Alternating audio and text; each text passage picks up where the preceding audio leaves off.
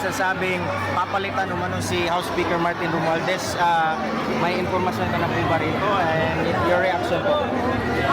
Wala akong information. Wala akong information sa event na magpapalit kay House Speaker Romualdez. I don't think that is relevant right now dahil the damage has been done.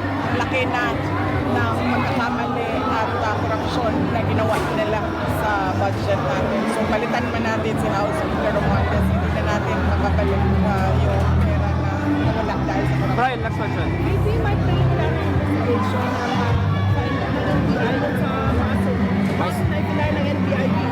May schedule na, ma'am. Schedule na preliminary. May 9 and 16 na dalawa ka ba? Yes, nagkausap na kami ng aking abogado with regard to sa counter affidavit.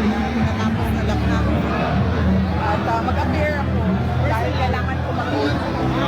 In order na SM. sa amin, anak ni attorney, makapagpapit, right out na ang superior, bastasin, at sirain ang kanyang ama dahil wala naman ako kayong natulong sa kanyang distrito. Opo.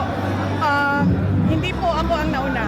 Una pong sinira ni Abante ang pangalan ko ng walang rason. At baka nakakalimutan nila, isa sa mga extension offices ng Office of the Vice President ay nasa syudad ng Maynila. Nandoon sa isang barangay hall nila. Ang kinikater nun ay ang buong syudad ng Maynila. Extension office yun ng PAD namin o Public Assistance Desk namin sa Office of the Vice President. Last Nasa question. syudad ng Maynila na tinanggalan nila ng budget. Last question, Brian.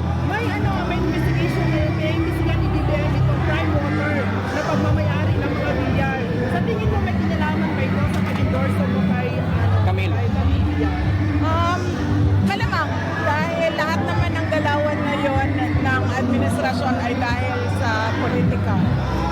So wala na akong nakita na ginawa ng administrasyon na ito para sa Last na lang.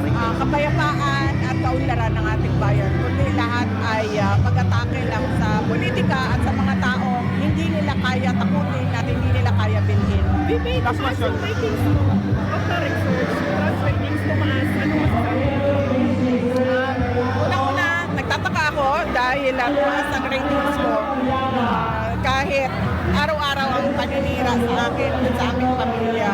At nagpapasalamat ako dahil nandyan pa rin ang taong bayan na sumusuporta sa akin, sa aking mga kasamahan at sa aming opisina, ang tanggapan ng pangalawang Pangulo. At yun.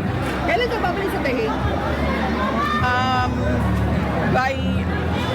During my birthday, hindi ko lang alam kung ano yung exact dates dahil wala pa kami nagawa na mga pagbili ng May. this month, yes. Yung schedule mo sa Mindanao, kailan at saan? Bukas, after this week. This week. Kasi Mag-announce si Jessie. Jessie na mag-announce. Kasi hindi din niya alam. Kanina lang niya nalaman sa CR. Pumipila kami sa CR. Kanina lang niya nalaman na merong rally ngayon. So, hindi Thank you. kasalanan ni Jane. Kasalanan ni Jane.